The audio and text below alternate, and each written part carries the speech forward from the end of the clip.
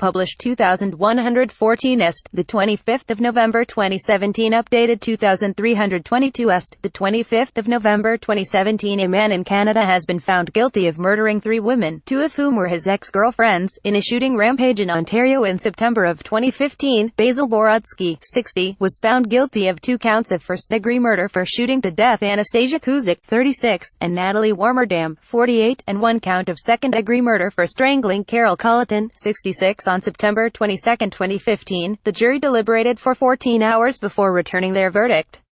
According to local press, Borutski said he was not guilty as the trial wrapped and deliberations began. During the trial, haunting evidence photos showed terrifying letters Borutski wrote to his victims before the murders and a sawn-off shotgun. Left to right, the bodies of 36-year-old Anastasia Kuzyk, 48-year-old Nathalie Warmerdam and 66-year-old Carol Culleton were found at 3 separate locations in and around Wilno, Ontario in 2015. Borutski stands in a room at the Pembroke OPP detachment shortly after his arrest, his hands tied behind his back at his home, as he leaves his apartment to begin his murderous rampage at 7:36 a.m. on September 22, 2015. He murdered Warmerdam in under 2 minutes. Surveillance cameras shows Borutski walking into her house with a shotgun at 9:31 a.m. and walking out at 9:33 am. A taped confession was played for the court, in which Borutski, in reference to Warmerdam's murder, told an Ontario provincial police detective, "I just drove and walked in the door. She was sitting there. She went around the corner. I followed her. Boom. That was it." He also told police that when he broke into Culleton's house, he strangled her with a TV cable coil. "I wrapped it around her head. And she just kept saying, 'This is not you, Basil, this is not you,'" he said, according to CBC. Culleton had previously rejected Borutski's advances. A couple of weeks before the murders, he went to Culleton's home and tore up flowers he planted after she sat on another man's knee in front of him.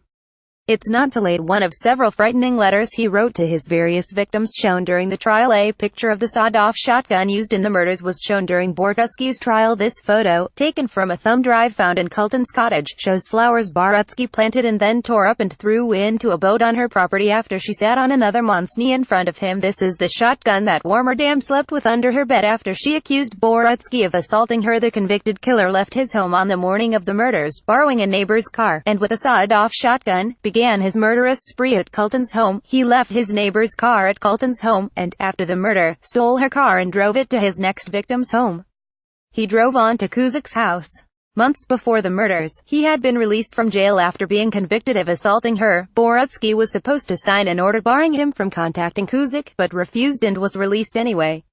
Her sister, Eva, testified that she heard her sister scream and say, "It's Basil," and then heard a gun go off. She said she ran outside the home for her life. "I thought, we are both going to die," she testified. He was also under a lifetime weapons ban. Jurors deliberated for 14 hours before coming back with a guilty verdict for Borutski. Borutski then drove another half hour to Warmerdam's house. Warmerdam had accused Borutski of assaulting her, and she carried a personal tracking device because of him, according to her son. Her son Adrian testified at Borutski's trial. He says he saw his mother being chased by Borutski inside the house, and that Borutski had a gun. "I ran out into the bush and I called 911 and waited for police," he said, adding he heard a gunshot as he made his escape. Borutski told the OPP it was funny, it was like I wasn't even pulling the trigger on the gun was just going off. It was like boop. Borutski was arrested around 2:30 p.m. that day after the entire area was placed on lockdown.